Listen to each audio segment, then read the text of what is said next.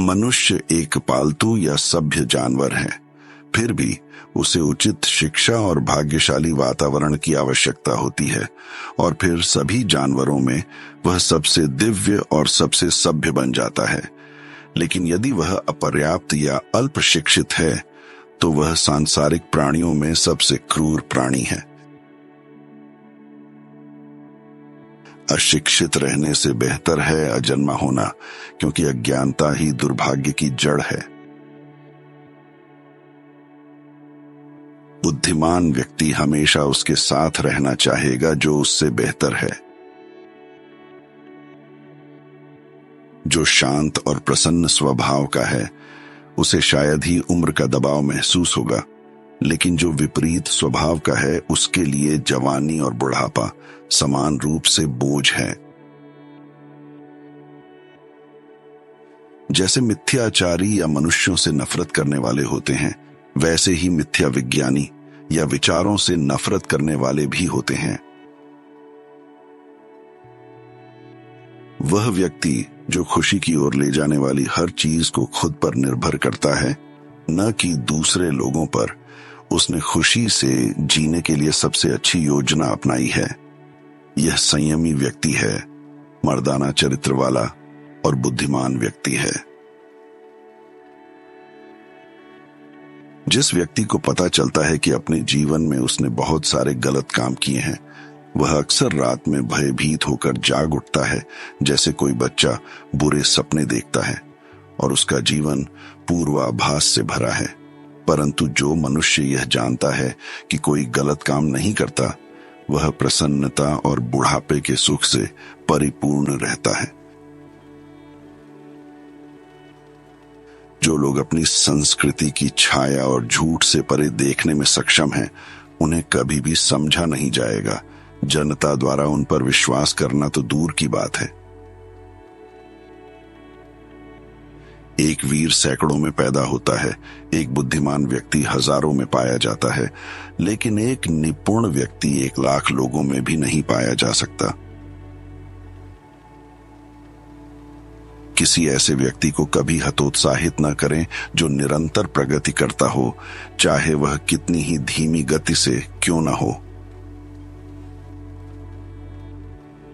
यह अजीब समय है जिसमें हम रहते हैं, जब बूढ़े और जवान दोनों को झूठ सिखाया जाता है, और जो व्यक्ति सच बोलने की हिम्मत करता है, उसे तुरंत पागल और मूर्ख कहा जाता है। मनुष्य को जीवन में सफल होने के लिए भगवान ने उसे 2 साधन प्रदान किए हैं, शिक्षा और शारीरिक गतिविधियां। ये साधन अलग अलग नहीं है कि एक आत्मा के लिए और दूसरा शरीर के लिए, बल्कि दोनों एक ही हैं। इन साधनों से हम पूर्णता प्राप्त कर सकते हैं।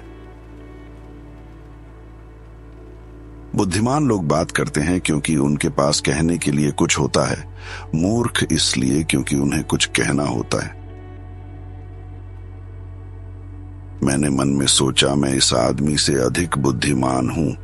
हम दोनों में से कोई भी शायद ऐसा कुछ नहीं जानता जो वास्तव में अच्छा हो, लेकिन वह सोचता है कि उसके पास ज्ञान है, जबकि उसके पास ज्ञान नहीं है। जबकि मेरे पास कोई ज्ञान नहीं है, इसलिए मैं यह नहीं सोचता कि मेरे पास ज्ञान है। शारीरिक व्यायाम अनिवार्य होने पर शरीर को कोई नुकसान नहीं पहुंचाता, परंतु जो ज्ञान मजबूरी में प्राप्त किया जाता है, वह मन पर हावी नहीं होता। मानव व्यवहार 3 मुख्य स्रोतों, इच्छा, भावना और ज्ञान से प्रवाहित होता है। दुष्ट वह बेकार प्रेमी है जो आत्मा के बजाय शरीर से ही प्यार करता है, और उसका प्रेम स्थिर भी नहीं है, क्योंकि वह ऐसी चीज से प्यार करता है जो अपने आप में अस्थिर है। और इसलिए जब वह युवावस्था का खिला फूल चाहता है, तो कभी कभी उसे ले भी लेता है, लेकिन उसके सभी शब्दों और वादों के बावजूद उसके पंख उड़ जाते हैं, जबकि नेक स्वभाव का प्यार जीवन भर रहता है, क्योंकि यह अनंत काल तक चलता है और प्रेमी एक हो जाते हैं। सबसे बड़ा धन थोड़े में संतुष्ट रहना है। चाहे आप अंधेरे से कितना भी लड़ें, हर रोशनी एक छाया डालती है, और जितना तुम प्रकाश के करीब पहुंचते हो, छाया उतनी ही अधिक गहरी हो जाती है। या तो हम वह पालेंगे जो हम खोज रहे हैं, या कम से कम हम खुद को इस धारणा से मुक्त कर लेंगे कि हम वह जानते हैं जो हम नहीं जानते हैं। राजनीति में भाग लेने से इनकार करने का एक दंड यह है कि आप अंततः अपने से नीचे के लोगों द्वारा शासित होने लगते हैं।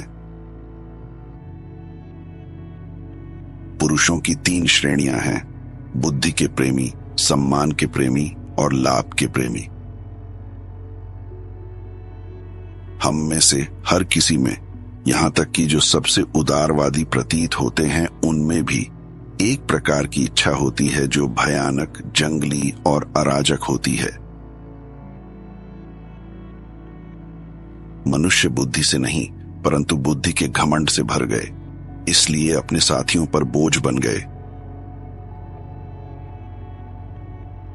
जब कोई व्यक्ति उस आधे से मिलता है जो उसका अपना है, चाहे उसका झुकाव कहीं और भी क्यों ना हो, तब कुछ अद्भुत घटित होता है।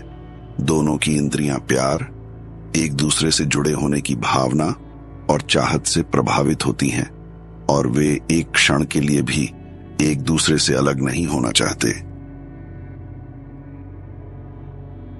राजनीति में हम मानते हैं कि हर कोई जो वोट प्राप्त करना जानता है, वह जानता है कि शहर या राज्य का प्रशासन कैसे करना है। जब हम बीमार होते हैं तो हम सबसे सुंदर चिकित्सक या सबसे वाक्पटु चिकित्सक की मांग नहीं करते हैं। केवल एक दार्शनिक के दिमाग को पंख लगते हैं, क्योंकि उसकी स्मृति हमेशा उसे उन वास्तविकताओं के जितना संभव हो उतना करीब रखती है, जिनके करीब रहकर देवता दिव्य हैं। मनुष्य एक कैदी है जिसे अपनी जेल का दरवाजा खोलकर भागने का कोई अधिकार नहीं है। मनुष्य को तब तक इंतजार करना चाहिए और जीवित रहना चाहिए जब तक भगवान उसे बुला न ले। जब कोई अपनी आत्मा को परेशान और भ्रमित देखता है तो वह परेशान नहीं होगा, बल्कि वह इस बात पर विचार करेगा कि क्या वो अभी अभी अंधेरे से निकलकर एक उज्जवल जीवन में आया है और इसी कारण सब कुछ धुंधला हो गया है। बड़े अज्ञान से महान प्रकाश की ओर और बढ़ी हुई प्रतिभा से चकाचौंध हो जाता है। प्यार हर इंसान में पैदा होता है। यह हमारी मूल प्रकृति के हिस्सों को एक साथ वापस बुलाता है। यह 2 में से 1 बनाने और मानव स्वभाव के घाव को ठीक करने का प्रयास करता है। अगर महिलाओं से पुरुषों के समान काम करने की उम्मीद की जाती है तो हमें उन्हें वही चीजें सिखानी चाहिए। मनुष्य का महिला के प्रति प्यार एक सामान्य और स्वाभाविक चीज है, लेकिन मनुष्य और मनुष्य के बीच सच्ची मित्रता अनंत और अमर होती है।